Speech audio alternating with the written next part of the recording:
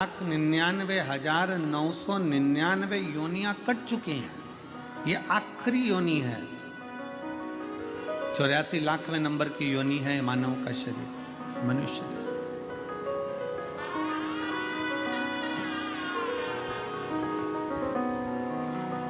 और उसमें भी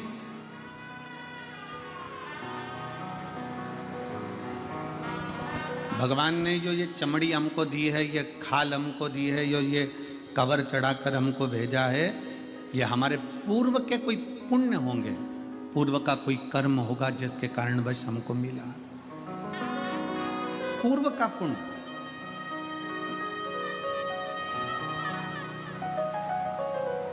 कोई अच्छा काम करा होगा तो काशी में जन्म मिल गया, कोई अच्छा काम करा होगा, कोई अच्छा कर्म करा होगा तो गंगा जी का जल स्नान को मिल गया, पान को मिल गया। कोई अच्छा कर्म करा होगा तो शिव महापुराण की कथा विश्वनाथ की धरा पर मिल गई।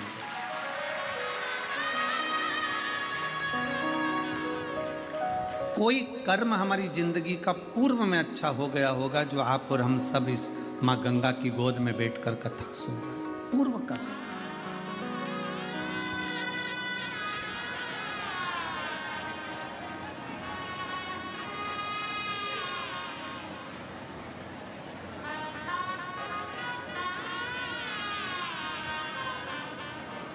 हमारे परली बैजनाथ वाले सोमानी जी,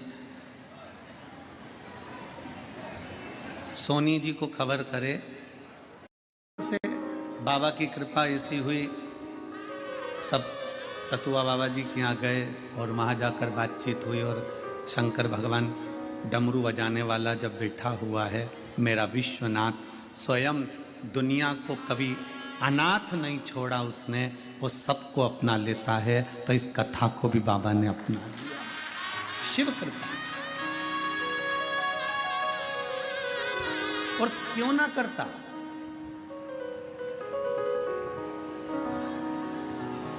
तमिलनाडु में कोंडम में, वहां से 3 किलोमीटर की दूरी पर महाराज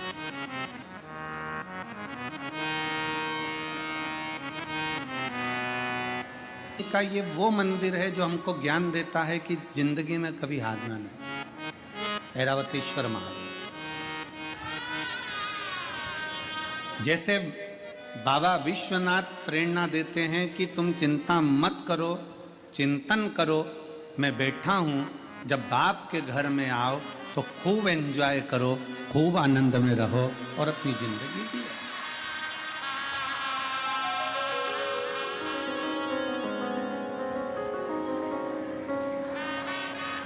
अपने पिता के घर में आए हो ना तो टेंशन लेकर नहीं जीना।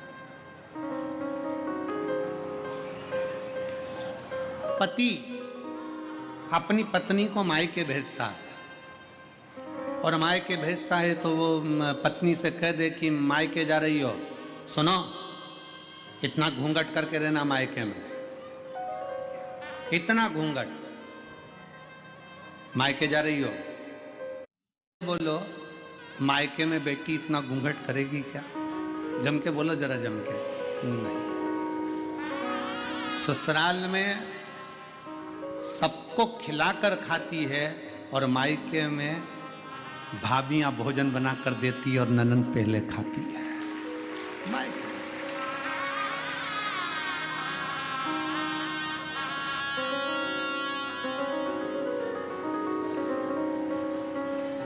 आज तक महाराज जी किसी कथा, क्यों? क्योंकि हम अपने बाप के घर आए, किसी से डरते थोड़ी ना है। अपने पिता के घर आए, और पिता का जो घर होता है, बाबुल का जो घर होता है, वो फुल आनंद के साथ होता है, पूर्ण आनंद के साथ।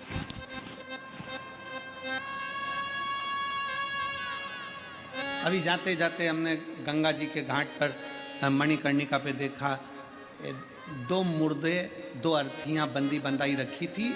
एक गंगा जी के जल से कोई स्नान वगैरह करा रहे थे, 2 एक्स्ट्रा रखी हुई थी। बढ़िया कपड़े वपड़े ओढ़ के अर्थियां पड़ी हैं और मुर्दे आराम से सो रहे हैं। हमारे मन में आया, हमने तुरंत आशीष को बुलाकर इशारा कर कर कहा, देखो कितने बाप के घर में कितने चैन से सो रहा है, कितने चैन से। इतनी चैन की नींद कहीं नहीं आ सकती। गंगा जी का किनारा, ठंडी हवा चल रही, पानी से गंगा मैया से स्नान कर कर आए, बैठे अलमस्त होकर, मेला ठेला थोड़ा सा घूमा और अपनी अलमस्ती में बैठ गए, आनंद किया, पाया, बैठे, श्रवण किया।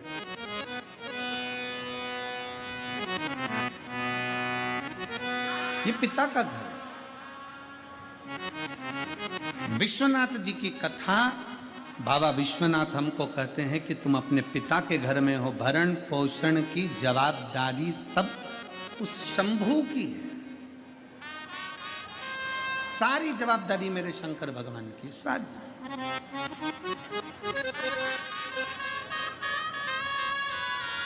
कितना सुंदर कहा है, माता के गर्भ में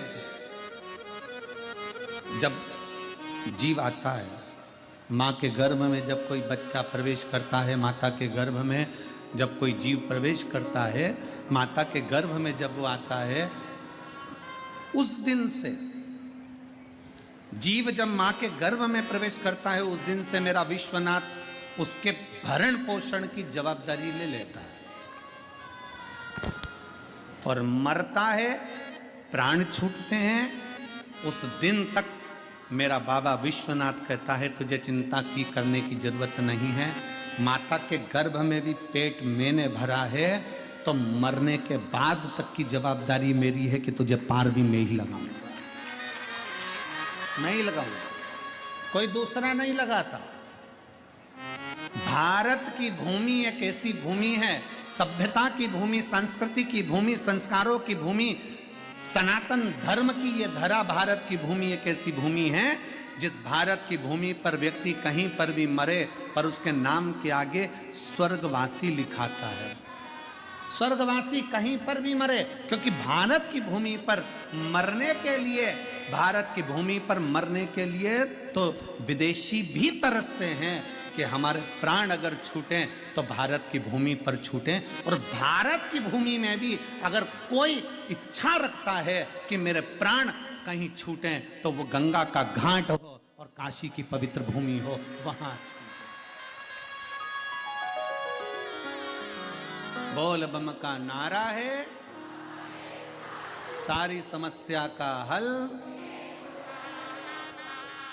अंतिम बिंदु यहां सोच कर आता है कि मेरे प्राण छूटे तो विश्वनाथ की धरा पर छूटे, मेरे प्राण जाएं तो मां गंगा के घाट पर जाएं, मेरे प्राण जाएं। अरे सीधा सीधा चरित्र देखिए, शिव महापुराण का महत्तम उठाकर देखिए।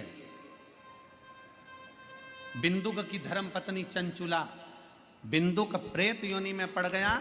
बिंदुक प्रेत योनि में पड़ने के बाद भटकता रहा चंचुला, कभी भगवान शंकर को नहीं मानती थी, कभी शिवालय नहीं गई, कभी शंकर का मंदिर नहीं गई, कभी शंकर की स्तुति नहीं करी, कभी शंकर भगवान को एक लोटा जल नहीं चढ़ाया, कभी उसने शंकर की आराधना नहीं करी, कभी शिव के धाम चंचुला देवी नहीं गई। पर गांव के लोग बैलगाड़ी तैयार कर कर गांव के लोग काशी जा रहे थे। चंचुला के मन में आया मेरे पति को मुक्ति नहीं मिली क्योंकि वो पानी में डूबकर मर गया।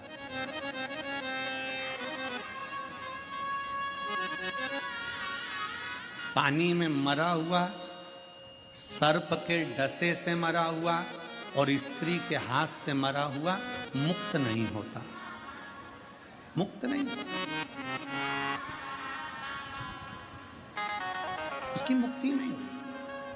चंचुला को लगा मेरे पति का मोक्ष नहीं हुआ, क्या करूं, क्या करा जाए। गांव के लोग जा रहे थे काशी, चंचुला ने सुन रखा था कि एक बार अगर काशी मुख से निकल जाता है, काशी काशी काशी काशी मुख से निकल जाता है तो हजारों अश्वमेध यज्ञ का फल प्राप्त होकर शंकर का धाम मिल जाता है। जब केवल काशी का नाम मुख से निकला तो अश्वमेध यज्ञ का फल प्राप्त हो गया, काशी का नाम मुख से निकला तो स्वयं भगवान शंकर का स्थान प्राप्त हो गया। तो क्यों ना मैं एक बार काशी चले जाऊं तो मेरे पति को मुक्ति मिल जाए। तो चंचुला देवी बैलगाड़ी में बैठकर सारे गांव वालों के साथ में लिए जाने लगी। पर गांव वालों ने चंचुला देवी को गाड़ी में बिठाया नहीं, क्योंकि ये कभी शिवालय नहीं जाती थी, कभी ये सत्संग नहीं करती थी, कभी ये भजन नहीं करती थी, कभी ये कीर्तन नहीं करती थी, कभी ये मंत्र जाप नहीं करती थी, कभी इसने शंकर भगवान को एक लोटा जल नहीं चढ़ाया था, कभी भी।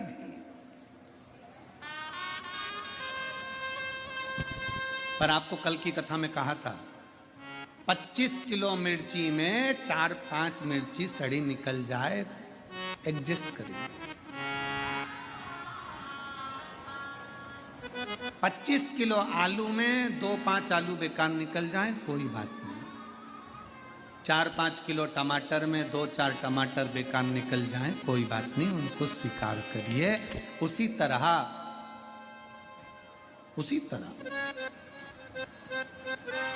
गांव के लोगों ने चंचुला देवी को स्वीकार नहीं करा चंचुला देवी। चंचुला ने विचार करा, मैं कभी काशी तो गई नहीं हूं, कभी मैं काशी गई नहीं, एक काम करती हूं, मैं काशी, ये गाड़ी जो जा रही है ना, इसके पीछे पीछे चल चलती हूं, इसके पीछे पीछे चलती हूं।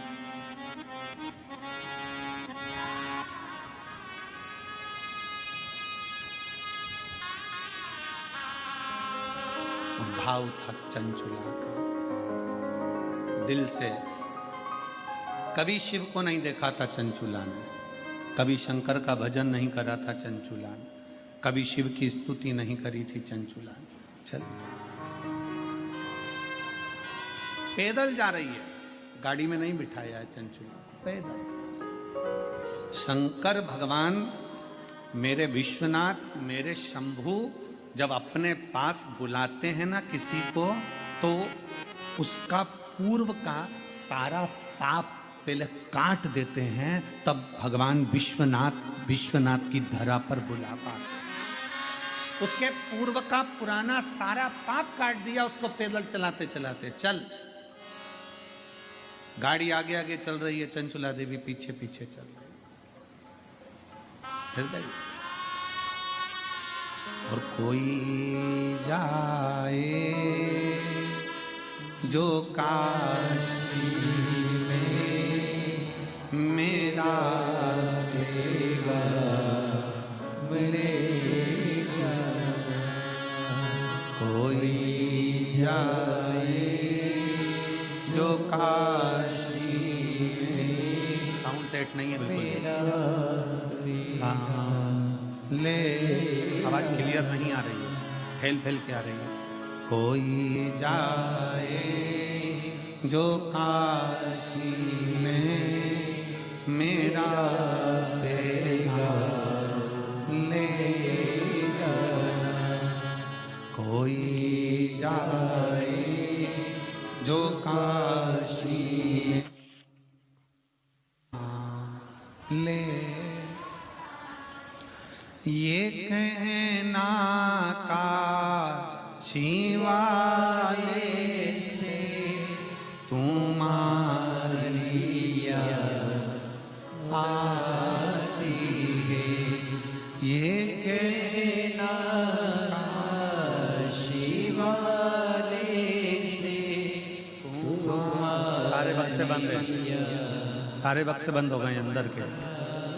कहना काशी वाले से तुम्हारी याद आती है, मैं खुद तो आ नहीं सकता, मेरा देगा ले जाना, मैं खुद तो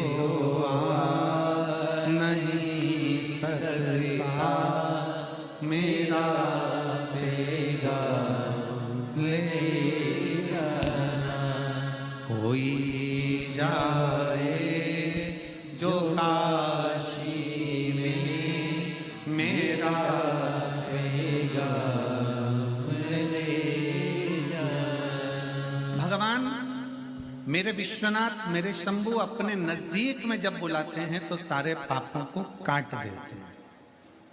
सारे पापों को काट देगा, तब मेरा शंभू, तब मेरा त्रिकालदर्शी, तब मेरा कैलाशी, तब मेरा शंकर आपको अपने नजदीक में बुलाएगा। जब तक पाप कटेंगे नहीं तब तक मेरा बाबा भी बुलाने वाला नहीं। बाबा बुलाता ही जब है जब सारे पापों को काट देता है, सारे पापों।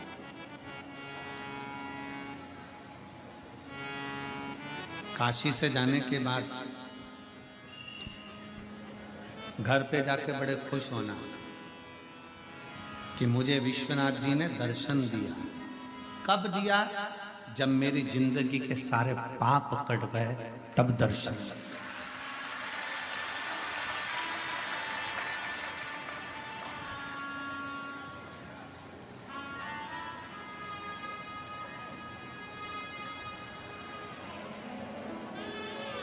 कौन है कोतवाल काशी के?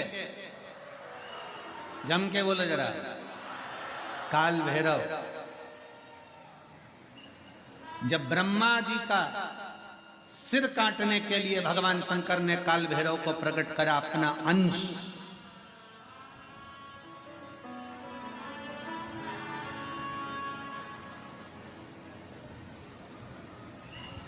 चौसठ योगिनियां नृत्य कर रही थी।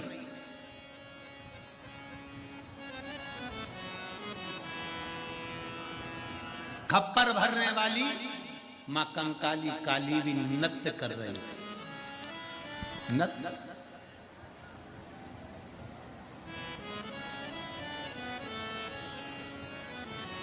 जिस समय पर काल भैरव प्रकट हुए,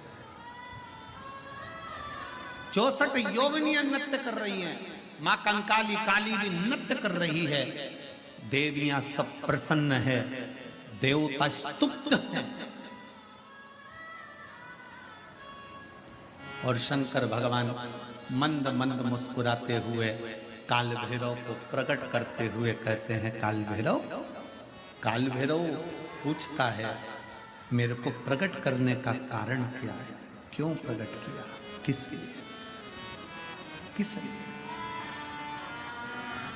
आज भैरव अष्टमी की सबको बहुत बहुत बधाई हो। बाबा की बहुत कृपा सब कर रही। मुझे प्रकट क्यों करा?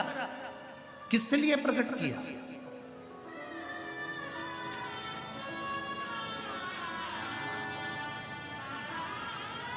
काशी वाले कहते हैं कि काल भैरव काशी के कोतवाल हैं, पर शिव महापुराण की कथा कहती है कि काल भैरव केवल काशी के कोतवाल नहीं, काल भैरव पूरी भारत की भूमि, पूरे विश्व के कोतवाल है।